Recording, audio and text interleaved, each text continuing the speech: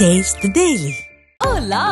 Your train vacation to Malaysia starts from rupees 24,999 only with GT Holidays, South India's #1 travel brand. மது ஒழிப்பு மாநாடு நடத்த இருக்கிறார் திருமாவளவன் அவர்கள். அந்த மது ஒழிப்பு மாநாட்டின் நோக்கத்தை எப்படி பார்க்கிறீங்க? மது ஒழிப்பு மாநாட்டின் நோக்கம் திமுக கூட்டணியில 2026 சீட்டுகளை அதிகரிப்பது. அது நடந்துரும் நினைக்கிறேன். சீட்டுக்காக வேற எதுக்காக? அவருடைய வேல்யூ ஏத்துறதுக்கா? மது ஒழிப்பு மாநாட்டு மேடையில் 2 பேர் அனுப்புறாரு, அவங்களையும் உட்கார வச்சு விவாதம் பண்ணுங்கன்றாரு. அப்படின்னா கருத்தை எல்லாரும் விமர்சனம் பண்றாங்க. நீங்க பெட்டர்னா டிகேஎஸ் இளங்கோனி ஆர்எஸ் பாரதி அனுப்பியிருக்க கூடாது, ஜெகத் ரட்சன் டிஆர் பாலு அனுப்பியிருக்கணும். எல்லாரும் பேசுறாங்களா இல்லையா? அண்ணன் சீமான் சொல்லிட்டாரு, பிஜேபி சொல்லிச்சு, எல்லா கட்சிகளும் சொல்லிட்டாங்க. இந்தியா முழுக்க சாத்தியம் படக்கூடிய ஒரு விஷயத்தை மோடியே செய்தால் சிறந்த பிரதமரா திருமாவளவன் சொல்லிட்டு போறாரு. திருமாவளவன் சொல்ல மாட்டார் தனி, ஆனா பிரதமர் சிறந்த பிரதமர் தான், அதுவும் தனி. அவர் செய்யாட்டாலும் சிறந்த பிரதமர் தான். நான் கேட்கறது இந்தியா முழுக்க செய்யறாரு, செய்யாம நான் ஒரு தடவை கூட இந்தியா முழுக்க செய்யக்கூடாதுன்னு சொல்லல. ஆனா நீங்க தான் மூட வேண்டிய ஆளுங்கிறதை சேர்த்து சொல்றேன். பெரியார் பிறந்த நாள், பெரியார் திடலுக்கு விஜய் போயிருக்கார், எப்படி பார்க்கறீங்க? நம்ம நாட்டுல என்ன பிரச்சனைன்னா, பெரியார் சிலையா பார்க்காம யார் வச்ச சிலைன்னு பாக்குற பழக்கம். சென்னையில மேஜரா 2 பெரியார் சிலை இருக்கு. ஒன்னு ஏடிஎம்கே வச்ச சிலை, இன்னொன்னு டிஎம்கே வச்ச சிலை. சோ ஏடிஎம்கே காரங்களாம் இந்த சிலைக்கு தான் மாலை போடுவாங்க, டிஎம்கே அந்த ரெண்டுல எந்த சிலைக்கு மாலை போட்டாலும் அவருக்கு பிரச்சனை. யாருக்கு? விஜய். அவர் பாத்தீங்கன்னா அதிமுக மாலை போட்ட சிலையில போயிட்டார், அதிமுக. அதனால பெரியார் திடலுக்கே போயிரும், அங்க போயிட்டார். ஆதன் தமிழர்களுக்கு வணக்கம். பல்வேறு துறைகளில் ஆக சிறந்த ஆளுமைகளை சந்தித்து நாம் நேர்காணல் எடுத்து வருகிறோம். அந்த வகையில் மீண்டும் நம்மோடு இணைந்திருக்கிறார் மூத்த பத்திரிகையாளர் ரங்கராஜ் பாண்டே அவர்கள். அவரிடம் கேட்பதற்கு நிறைய இருக்கின்ற வாருங்கள், அவரிடமே கேட்போம். வணக்கம் பாண்டே சார், எப்படி இருக்கீங்க? மது ஒழிப்பு மாநாடு நடத்த இருக்கிறார் திருமாவளவன் அவர்கள். அவருடைய அந்த நிலைப்பாடு, அவர் சொல்லியிருக்கிற மதவாதம், சாதியவாத அந்த 2 கட்சிகள் தவிர்த்து மற்றவர்கள் எல்லாம் வாங்க அப்படின்னு சொன்னதை நீங்க எப்படி பார்க்கறீங்க? அந்த மது ஒழிப்பு மாநாட்டின் நோக்கத்தை எப்படி பார்க்கறீங்க? மது ஒழிப்பு மாநாட்டின் நோக்கம் திமுக கூட்டணியில 2026 சீட்டுகளை அதிகரிப்பது. அது நடந்துரும் நினைக்கிறேன். சீட்டுக்காக? வேற எதுக்காக சொல்றீங்க? அவருடைய வேல்யூ ஏத்துறதுக்காக. கள்ளக்குறிச்சியை சுட்டிக்காட்டி இப்படி ஒரு இதை கள்ளக்குறிச்சி டாஸ்மாக்ல போனதா? கள்ளக்குறிச்சி மது போதை, கள்ளக்குறிச்சி கள்ளச்சாராயத்துல போனோம். சரி, சரிங்களா? அங்க நடத்துறீங்க. அக்டோபர் 2 காந்தி பிறந்தநாள் நடத்துறீங்க. நீங்க இங்க பூர்ண மது விலக்கு வேணும், பூர்ண மது விலக்கு சொன்னீங்க. அவர் ஒரு 3 பக்கம் மெமரண்டம் கொடுத்திருக்காரு முதலமைச்சர். அது நீங்க பாத்தீங்களான்னு தெரியாது. 3 பக்கத்துல 2.25 பக்கம் மத்திய அரசு, ஒன்றிய அரசு வலியுறுத்தி. சார் இன்றைக்கும் சார் அவர் இப்போ நான் உங்க பேட்டி தொடங்குறதுக்கு முன்னாடி அவருடைய பேட்டியை பார்த்துட்டு வரேன். இந்திய அளவில், தேசிய அளவில் மது ஒழிப்பு கொள்கை வேண்டும், அதை முன்னிலைப்படுத்தணும்ன்றார் அவரு. உங்களுடைய அலுவலகத்துல 4 பேரை நீங்க அடிமைப்படுத்தி வச்சிருக்கீங்க. ஒரு 4 பேர் அடிமைப்படுத்தி வச்சிருக்கீங்க. சும்மா ஒரு உதாரணத்தை சொல்றேன். அப்ப அகில இந்திய அளவில் அடிமை ஒழிப்பு மாநாடு நடத்தணும்னு சொல்றதை விட இந்த 4 பேரை உங்களாலே விடுதலை பண்ணிட முடியும்ல? நீங்க தானே இருக்கீங்க. நம்ம அகில இந்தியாவில் வரட்டும், நான் வேண்டாம். அகில இந்தியாவில் மது ஒழிப்பு திட்டம் வேண்டாம்னு நான் சொல்ல, புரியுங்களா? கூடாதுன்னு சொல்லு. அவருக்கு நம்ம கிட்ட சாவி வச்சுக்கிட்டு நீங்க எதுக்கு அவன்கிட்ட நீங்க எல்லா கதவும் திறந்து உங்கள்கிட்ட சாவி? டாஸ்மாக நாளைக்கு நினைச்சா முடியலாமா இல்லையா? ஜெயலலிதா 500 கடையை மூணாங்கல்ல, எடப்பாடி பழனிசாமி 500 கடையை மூணார்ல. அது மாதிரி நீங்க ஒரு 1000 கடையை மூடலாம். 2000 உங்கள்ட்ட தான் இருக்கு. நீங்க உங்களுக்கு திறக்கிற உரிமை இருக்குன்னா மூடுற உரிமை யார்ட்ட இருக்கு? தமிழ்நாடு முழுக்க டாஸ்மாக் கடையை திறக்கிறது மத்திய அரசா? மாநில அரசு திறக்கும், மாநில அரசு மூடாதா? அப்ப உங்கள்ட்ட அதிகாரம் வச்சு நீங்க மத்திய அரசு சொல்றீங்கன்னா அது என்ன வேலை சொல்லுங்க? உங்கள்ட்ட உரிமை இருக்கு, அதிகாரம் இருக்குது, உங்க கண்ட்ரோல்ல இருக்குது. மத்திய அரசு பாலிசி வேணுமா? ஐ சே எஸ். நான் வேண்டாம்னு சொல்லல, பாலிசி வேண்டாம் நான் சொல்ல. உங்கள்ட்ட உரிமை இருக்கிறத நீங்க உங்க வீட்டு சமாச்சாரத்துக்கு எதுக்கு எதிர்த்து வீட்டுக்கார கூப்பிடுறீங்க? எல்லா வீட்டுக்கும் கொண்டு வந்து சொல்லிட்டு இருக்கீங்க. ஒரு மக்களுக்கான ஒரு மாநாடு, ஒரு போராட்டம், ஒரு அறவழி போராட்டம் தான் எல்லாரையும் பேச அழைக்கிறாரு. அதை போய் நீங்க அரசியல் படுத்துறீங்களே, மறுபடியும் சீட்டுக்கான பேரம்ன்றீங்களே. நான் சீட்டுக்கான பேரம்ங்கிற வார்த்தையை சொல்ல, நான் சொல்ற ஒரு சீட்டு அதிகரிக்கிறதுக்கான முயற்சி சொல்றேன். பேரம் நீங்க பேசிங்க. பேரம்னா கொடுக்கல் வாங்கல. நீங்க நான் பயன்படுத்துற வார்த்தையில கவனமா இருக்கிறேன். உங்களுக்கு பிடிச்ச வார்த்தையில நீங்க பயன்படுத்தி எனக்கு ஒன்றும் பிரச்சனை இல்லை. அவருடைய வேல்யூ அடிஷன்ங்கிற வார்த்தையை நான் பயன்படுத்துறேன். அவருடைய வேல்யூவை கூட்டிக்கிறதுக்கான முயற்சி. போன முறை 6 சீட்டு, இந்த முறை 10 சீட்டு வேணும் கேட்பார். சாதாரணமா கிடைக்க முடியாது. அப்ப என்னுடைய வேல்யூ கூட்டுறாரு. அவருக்கு வெளியிலேயே ஆஃபர் இருக்கு. அப்ப வெளியில போகாம இங்க சீட்டு கொடுக்கிறது அவர் நல்ல தரம் நீங்க புரிஞ்சுக்கணும். அப்படிதான் திமுக புரிஞ்சுக்கணும். அதனால தான் நாங்க 2 பேரும் அனுப்புறேன்னு சொல்லி. தேர்தலுக்கு இன்னும் 17-18 மாதம் இருக்கு சார். 18வது மாசத்தை நீங்க பேரத்தை ஆரம்பிக்க முடியாது. உங்களோட வேல்யூ நீங்க ஏத்தணும்ல. ரொம்ப இயர்லியரா நீங்க உங்களுக்கு தெரிந்தது, உங்களுக்கு தெரியாத ஒண்ணு எனக்கு தெரிந்திர போறது இல்ல. உங்களுக்கு கட்டாயம் தெரியும். இவ்வளவு இயர்லியராவே இந்த பேரத்தை, இந்த சீட்டை அதிகரிக்க பேரம்ன்ற வார்த்தையை கூட நான் நீங்க என்ன பயன்படுத்திக்கங்க. 365 நாளும் அரசியல் படம். அரசியல்ங்கிறது அந்த காலில் எந்திரிச்சு பண்றதா? பிஜேபி பண்ணது, காங்கிரஸ் பண்ணது. காமராஜர் ஆட்சி அமைப்பு செல்வப்பந்த எதனால பேசினாரு? திமுகவுக்கு வெளியே போட்டு கூட்டணியில் வெளியே போறதுக்கா? அவங்க வேல்யூ ஏத்துறதுக்கு பண்ணத்தான் செய்வாங்க, பண்ணத்தான் வேணும்ன்ற. இல்ல மது ஒழிப்பு மாநாட்டின் தன்மையே நீங்க இல்லாத மாதிரி சொல்றீங்களே. மது ஒழிப்புன்னு சொல்லிட்டு நீங்க வந்து நான் சொல்றேன் சார், நீங்க அந்த அறிக்கை எடுத்து பாருங்க. நான் படிச்சிட்டேன் 3 பக்கமும். சார், நீங்க பாருங்க சார், தேசிய அளவில் ஏன் மது ஒழிப்பு கொள்கையை கொண்டு வர முடியாதா? கொண்டு வாங்க. மோடி செய்யட்டுமே, கொண்டாடட்டும். திருமாவளவன் உண்மையிலே முறை கொண்டாடுவார். ஒன்னும் கொண்டாட மாட்டாரு. நான் அங்க போய் சொல்றதுக்கு நீங்க நானும் சொல்றேன், பாகிஸ்தான்ல ஒண்ணு கொண்டாங்க, பங்களாதேஷ்ல கொண்டாங்க. சார் நம்ம இந்தியால கொண்டு வரலாம்ல, அதான் நம்ம எல்லாம் சொல்லுவோம். பாகிஸ்தான்ல இருக்கு, பங்களாதேஷ்ல நம்ம ஊர்ல சொல்லுவோம். அதான் நீங்க இந்தியா முழுக்க கொண்டு வரட்டும், தமிழ்நாட்டுல செய்யலாம்ல, உங்களோட அதிகாரம் இருக்குல்ல. தமிழ்நாட்டையும் சேர்த்து தான் கேக்குறேன். அதான் சொல்றேன், நீட்ல உங்களால ரத்து பண்ண முடியாது, அது மத்திய அரசு கையில இருக்கு. அங்க நீங்க கோரிக்கை வைக்கல, நியாயம் இருக்கு. நீங்க தீர்மானம் நிறைவேற்றீங்க, மசோதா நிறைவேற்றீங்க, மத்திய அரசு சண்டை போடுறீங்க, அது நியாயம் இருக்கு. ஏன்னா அவங்க கையில தான் சாவி இருக்கு. டாஸ்மாக் உங்க கையில சாவி இருக்கு. அப்ப நீங்க வந்து என்ன வேலையா பாப்பா மக்கள்? டாஸ்மாக் அண்ட் போதை ரெண்டுமே சொல்றாரு சார். அவரு கஞ்சா பல விஷயங்கள் சொல்றாரு. இந்தியா முழுக்க கட்டுப்படுத்துற அதிகாரம் இருக்குன்றேன்.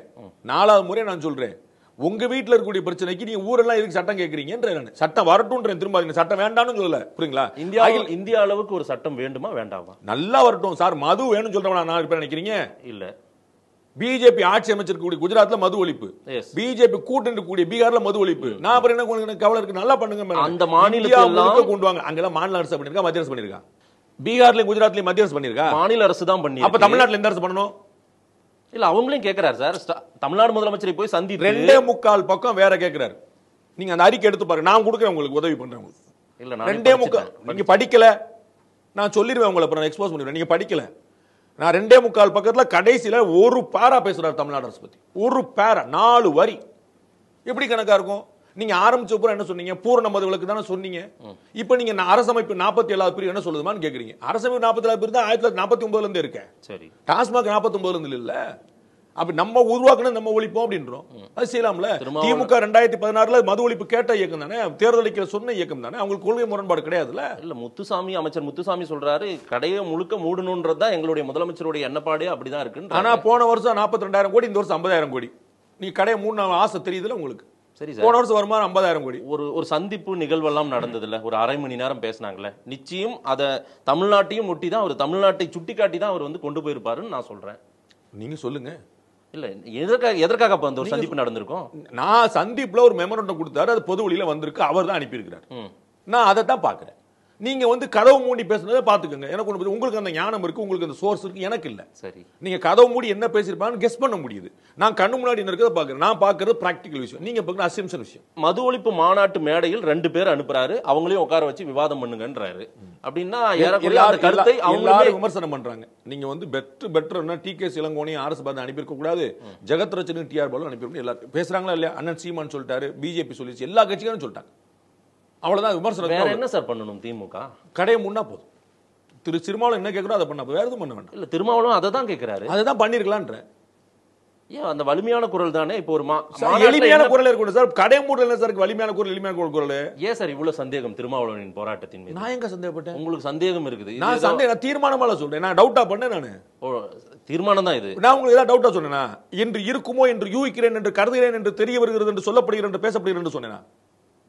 நான் தான் அவங்களுடைய வேல்யூ ஏத்துறதுக்கான முயற்சி சார் சொன்னேன். நீங்களே கூட திருமாவளவன் ஒரு போராளி தலைவனா அடையாளப்படுத்தி பேசியிருக்கீங்க. ஆமான்றேன், இல்லன்னா சொன்னேன். இது ஒரு போராட்டம் தான். ஆமான்றேன். நான் எதுக்கான போராட்டங்கிற கேள்வி மாத்துறேன். நான் இது போராட்டமா? ஆமா. அவர் போராளியா? ஆமா. நான் எது இல்லைன்னு சொன்னேன் சார். உங்க பையில 100 ரூபா இருக்கு, இவர் வந்து ஒரு 50 ரூபா கேட்கிறார். நீங்க என்ன சொல்றீங்க? உலகம் முழுக்கும் இருக்கக்கூடிய 100 ரூபாயை நீங்கள் எல்லோருக்கும் கொடுப்பதாக இருந்தால் நான் 100 ரூபா கொடுக்கிறேன் அப்படின்னு சொல்றீங்க. அப்ப என்ன அர்த்தம்? நீங்க பதில் சொல்லுங்க. உங்களுக்கு கொடுக்க விருப்பம் இல்லைன்னு அர்த்தம். உங்கள்கிட்ட இருக்கக்கூடிய 100 ரூபாயில ஒரு 50 ரூபா கேட்கிறாரு, இருக்கா இல்லையா? முடிஞ்சு போச்சு. இங்க நீ எல்லோரையும் 100 ரூபா கொடுக்க சொல்லு, நீ இந்தியா முழுக்க 100 ரூபா கொடுத்தா அப்ப வேற பிலாசபி பேசுறீங்கன்னா பிராக்டிகலா இல்லைன்னு அர்த்தம். என்ன சார் எக்ஸ்போஸ் பண்றீங்களா திருமாவளவன்? நான் ஏன் எக்ஸ்போஸ்? நீங்க பேரம் எக்ஸ்போஸ் நீங்க பயன்படுத்துற வார்த்தை சார். நான் ஏதாவது சொன்னேன்? அதனால நீங்க பயன்படுத்துற வார்த்தை. அக்டோபர் 2 ஒரு மாநாடு எடுத்திருக்காரு, ஒரு நல்ல ஒரு முயற்சி தான். ஆமா, வேணும்ன்றேன். நான் வேணும்ன்றேன். பாமக நிறுவனர் ராமதாஸ் வந்து டே 1ல இருந்து பண்ணிருக்காருன்னு சொல்றேன்.